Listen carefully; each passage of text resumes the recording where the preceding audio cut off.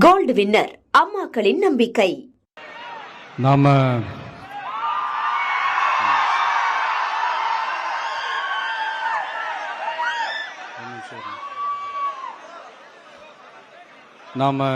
அரசியலுக்கு வந்ததிலிருந்தே நம்மளை பற்றி நிறையா சில வதந்திகள் எல்லாமே சொல்லிக்கிட்டு இருக்காங்க இல்லையா?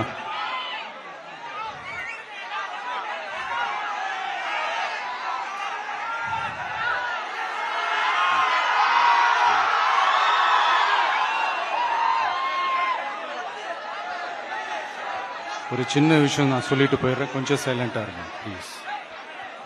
நாம் அரசியலுக்கு வந்ததிலிருந்தே நம்மளை பற்றி நிறையா சில வதந்திகள், அந்த டீம் இந்த டீம் அப்படிலாம் சொல்லிக்கிட்டு இருக்காங்க இல்லையா? ஆனால் இவர் எந்த டீமும் கிடையாது, மக்களுடைய டீம், பீப்புள்ஸ் டீம் அப்படின்னு எல்லாருக்கும் தெரிஞ்சதுக்கப்புறம் வேற என்ன அவதூறு பரப்பலாம் இவர் மேல அப்படின்ட்டு ட்ரை பண்ணி எல்லாமே அவங்களுக்கு ஒர்க் அவுட் ஆகல. ஸோ கடைசியில் என்னதான் இந்த விஜயை பண்ணலாம் அப்படின்னு நினைக்கும் போது தான் இந்த கூட்டணி அந்த கூட்டணிலாம் சேர போறாரு அப்படின்ட்டு ஒரு பொய்யான ஒரு பிரச்சாரத்தை பண்ணிக்கிட்டு இருந்தாங்க. இந்த நியூஸ் எல்லாம் கேட்டு நீங்கள் கொஞ்சம் கன்ஃபியூஸ் ஆயிருப்பீங்க. அதனால் இங்கே மறுபடியும் ஓப்பனாக தெளிவாக ஒரு விஷயத்தை நான் சொல்கிறேன். நாங்கள் எப்பவுமே மதச்சார்பற்ற கொள்கைன்றதில், அந்த ஸ்டாண்ட்லேயோ, மதச்சார்பற்ற சமூக நீதி என்ற அந்த நிலைப்பாட்டிலேயோ எப்பவுமே சமரசம் வச்சுக்கவே மாட்டோம்.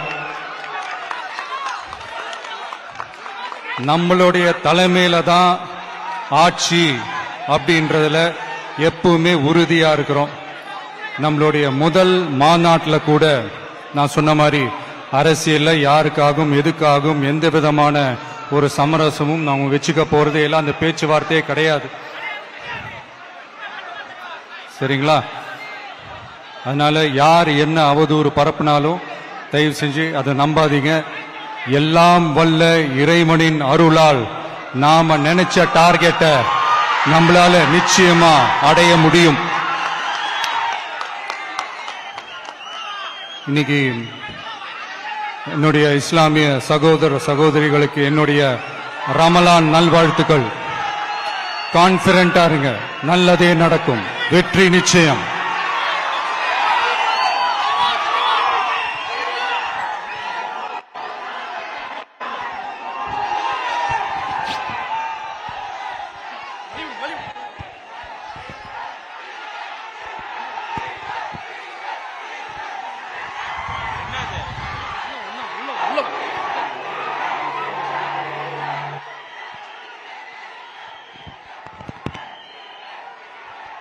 அனைவரும் அமைதியான முறையில் தங்களுடைய இருக்கைகளை அமரும்படி கேட்டுக்கொள்கிறோம். 2 நாள் முன்னாடி நிர்மல்குமார் என்ன ட்வீட் போட்டிருந்தாரோ அதே வார்த்தைகளை தான் இவரும் பயன்படுத்துகிறார். யாரு கூடயும் சமரசம் இல்லை, எங்கேயும் பேச்சுவார்த்தை கிடையாது, தனித்து தான் போட்டியிட போகிறோம் அப்படின்னு விஜய் வாயிலிருந்தே வந்துருச்சு. இல்லை, எங்கேயாவது பேச்சுவார்த்தை நடத்துகிறேன்னு இவங்க சொன்னாங்களா? நாம் பத்திரிகையாளர்கள் நம்ம ரொம்ப தெளிவாக இருப்போம்.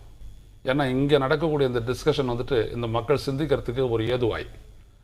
அதனால் ரொம்ப இவங்கெல்லாம் வந்துட்டு என்ன ரகசியத்தில் பண்ணிகிட்டு இருக்கிறாங்க அப்படின்னு. சார் நான் கேட்குறேன், கொள்கை எதிரி அப்படின்னம்னா என்ன அர்த்தம்? நீங்கள் அரசியல் எதிரி, நாளைக்கு நீங்கள் தோற்கடிச்சிட்டிங்கன்னா திமுக முடிஞ்சு போச்சு. கொள்கை எதிரி ஆட்சியில் இருப்பாங்கல்ல, அவங்கள எதிர்த்து பேச மாட்டிங்களா? மக்களுக்கு புரிய வைக்க மாட்டிங்களா? இது எவ்வளோ ஆபத்தான தமிழ்நாட்டுக்குன்னு சொல்ல மாட்டிங்களா? அவங்க களத்திலே இல்லைன்னு சொல்லிட்டு ஏமாத்திட்டு போகிறீங்கன்னா நீங்கள் யார்? அப்போ இதெல்லாம் ஒரு திட்டமிட்ட செயல் தானே இது. யாராக ஒருத்தர் இருந்தாலும் இந்திய அளவில் பிஜேபி அலையன்ஸ் உங்களுக்கு வேணாம் அப்படின்னம்னா முதல்ல நீங்கள் எதிர்க்கிறது வந்துட்டு பிஜேபியாக தான் இருக்கும். அலையன்ஸில் நீங்கள் போயிட்டீங்கன்னா நீங்கள் வேறு எடப்பாடி மாதிரி நடுவு தழுவி பேசிகிட்டு இருக்கலாம். நீங்கள் பட்டவர்த்தனமாக சொல்கிறீங்களே அவங்கள பற்றி பேசவே மாட்டோன்ட்டு.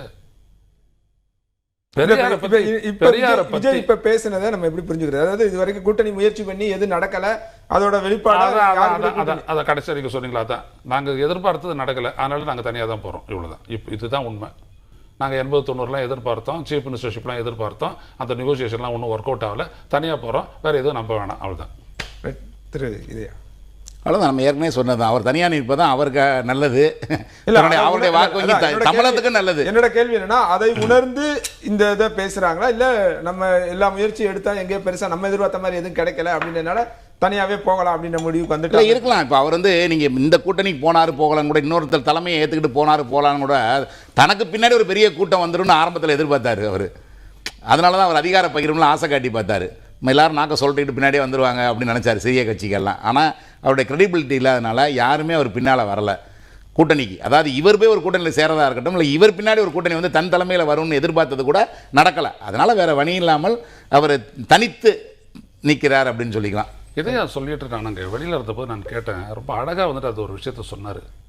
கூட்டணியை பற்றி பேச்சுவார்த்தை அழைக்கிறதுக்கு முன்னாடி அதற்கான இடத்துக்கு நீங்கள் வந்திருக்கணும். இடத்துக்கு வராத நான் குண்டு போட்டேன், வெடி போட்டேன், அணுகுண்டு அப்படிலாம் சொன்னதெல்லாம் வந்துட்டு எடுபடாது. காரணம் என்ன அப்படின்னீங்கன்னா, வெறும் ஸ்ட்ரென்த்து மட்டுமே இல்லைங்க, ஸ்ட்ரென்த்து வந்துட்டு மாறிடும். நல்லா நீங்கள் கவனிக்கணும். எம்ஜிஆருடைய வெற்றியை வந்துட்டு நிறைய பேர் பேசுவாங்க. 86 உள்ளாட்சி தேர்தலில் எப்படியாப்பட்ட தோல்வியை அதிமுக சந்திச்சதுன்றது எல்லாம் தெரியும், புரியுதுங்களா?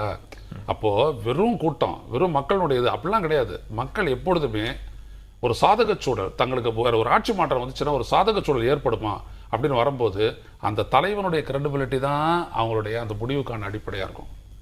இதைத்தான் கட்சிகள், இப்போ எவ்வளோ கட்சிகள் இவர் என்னென்னோ சொல்கிறாங்கல்ல, இவ்வளோ ஸ்ட்ரென்த் அவ்வளோ இதெல்லாம் சொல்கிறாங்கல்ல, ஏன் எந்த அரசியல் கட்சியும் விஜய் அப்ரோச் பண்ணலை? எல்லாருக்குமே கிரவுண்ட் ரியாலிட்டி என்னன்னு தெரியும், யார் இவங்களுக்கு ஓட்டு போடுவாங்க யார். அதனால இவங்க மேலே இருந்துட்டு வந்துட்டு பூசி மூடுவை பார்க்குறாங்க தாவேக்கா. அது கிடையாது, அதை செய்யக்கூடாது. ஹானஸ்ட்டாக நீங்கள் வந்துட்டு நாங்கள் தனியாக போகிறோம், தனியாக தான் நிற்க போகிறோம், இதில் என்ன பிரச்சனை அப்படின்னு சொல்லிட்டு அவங்க போகணும். அந்த மாதிரி ஒரு நேர்த்தியான ஒரு முடிவெடுத்து செயல்படக்கூடிய கட்சியாக அவர்கள் இதுவரை இல்லை. இதற்கு மேல் பார்ப்போம்.